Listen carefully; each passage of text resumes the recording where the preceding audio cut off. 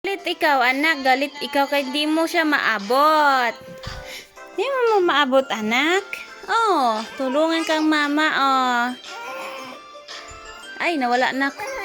Nahulog. Taran. Chuchut. Oo. So, ito ako, yung aking anak ay nandito din. Katatapos ko lang maligo. Tapos, siya naman din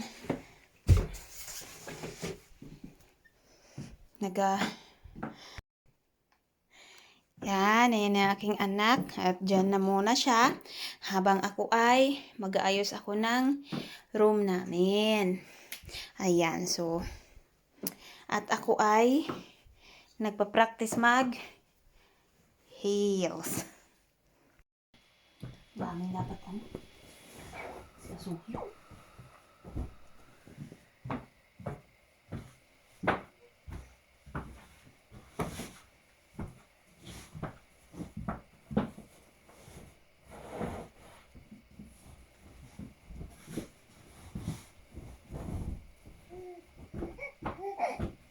Yes, anak!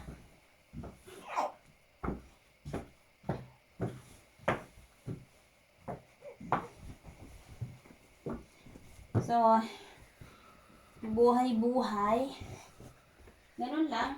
Simple lang. Ano ba yan, anak? So,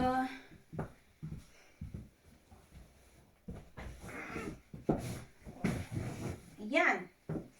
At lagi kaming may tubig. Dito sa gilid. Kasi nga, pag natutulog tayo minsan, nawawalan tayo ng tawag dito, nagdadry yung ating dito. So, hindi na muna ako magagawa ng hapunan kasi nga, sabi ko sa asawa ko na dalhan niya ako ng toast mula sa tindahan. Ito yung isang cellphone ko, ang ginagamit ko kapag mag-ano sa anak ko, magpatugtog. Hi, anak! Say hi! Yan ang baby ko. Bagay ka, anak, dali. Yan na, ang dami niyang mga sitsiburiche. Yan, ang dami niyang sitsiburiche. Nilagyan ko na lang siya ng konti dyan para mas medyo malapit-lapit sa kanya. Banak! So, yun. Haray ko. Wala tayo sa koridor. Naantok ako. Alam nyo kanina, umuwi yung asawa ko. Kasi nga maaga siyang umalis kanina. So, tulog pa kami. Ang ginawa niya, bago siya magbukas ng tindahan, umuwi muna siya. Siguro mga 10 to 15 minutes lang. Bumalik agad siya sa tindahan kasi nga magbubukas na kami. So, yun, para lang makita niya yung anak niya. Ganyan niya kamahal yan eh. Nag-iisa naming anak. Diba, baby love? Hi, baby. Ayan o. Yes, anak. Nakipag-usap ka, anak? Sige, anak. Tuturuan ko talaga yung magtagalog. Ano, nak? Yes, my love. Nak, tingin ka, nak, dali. Nak. Tingin ka, nak.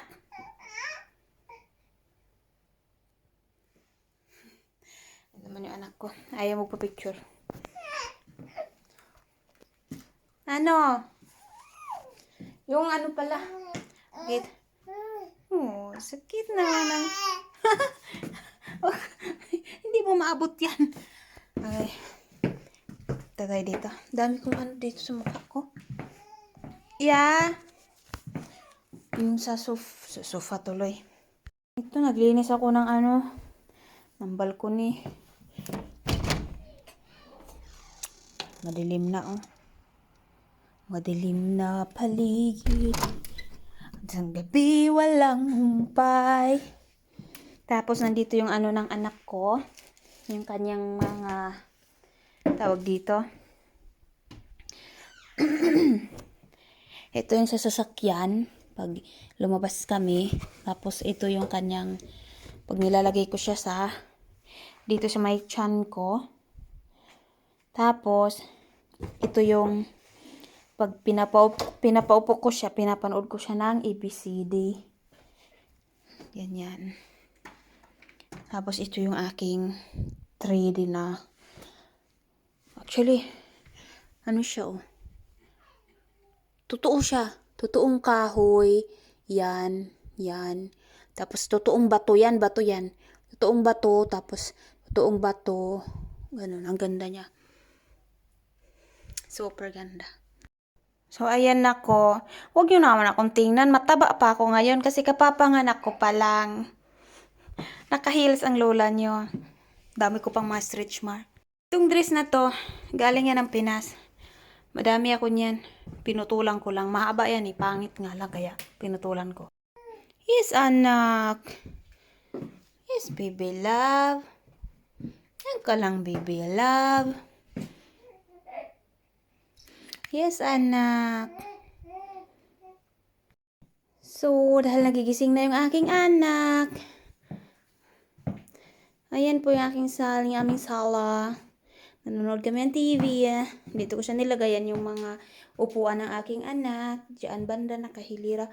Ayan din yung mga unan diyan. Ayan din yung lagayan ng damit. Ayan din yung sampayan.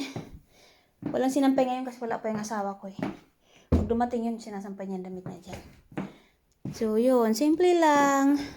Yan ko nilagay yung aking mga butingting.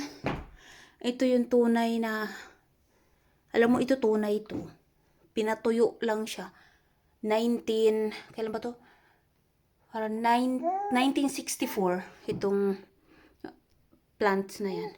Tapos ito ako at yung aking friend na Pilipina dito sa Sweden. December 21, 2022. Ganun lang. Simple lang naman yung aming sala.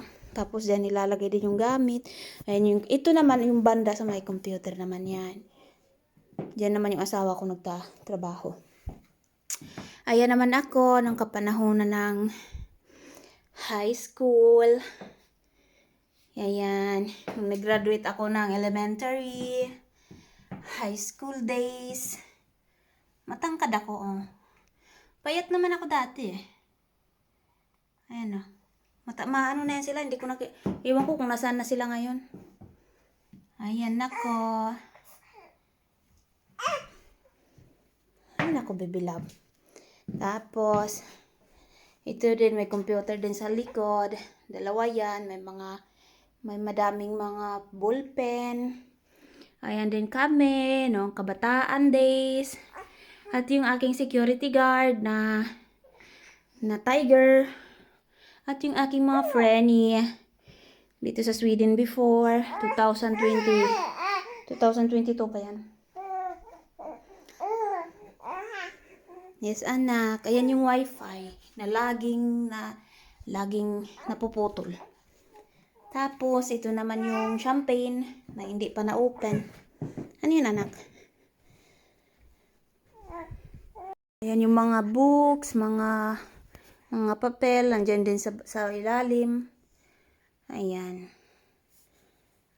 So, yun. Simple lang naman kami. Ito yung para sa anak ko. Tapos, nanonood kami ng Going Bulilit. Aking, huwag nyo nang tawanan yung, ang pangit na yung pagka-design. Yung gitna. Ang ewan. Bakit kasi nilagyan ba ng ganyan sa gitna? Dapat pareho na lang white yan. Tatlong white dapat yan eh. Pambihira yung asawa ko. Right, baby love. Wake up. nandun ka kanina sa ano mo, sa lagayan mo, pero gusto mong magpunta sa sala. So, we're here. Simpleng-simpleng buhay namin. Love, love, love, love yan ang madami akong unan kasi nga mahilig kami pag humiga kami madaming unan sa paa, sa likod. Ayan yung picture din. Yan yun. O, diba? May nagsabi sa akin na ano daw, ano ko naman daw yung pag-vlog ko. Gandahan ko naman daw yung pag-i-edit ko. Actually, hindi ako nag-i-edit niyan eh. Inano ko lang yan, pinagtagpi-tagpi. Ganun. Halimbawa, putulin ko to, tapos video ulit ako, itatagpi ko lang yan. Hindi ko na yan Hindi ko na yan ini-edit o kung ano man. Diba, lablab? Bakit na ganun naman ikaw, lablab? Magngingipin ka na ba, baby ko? Liwat sa mama, sa baby, love.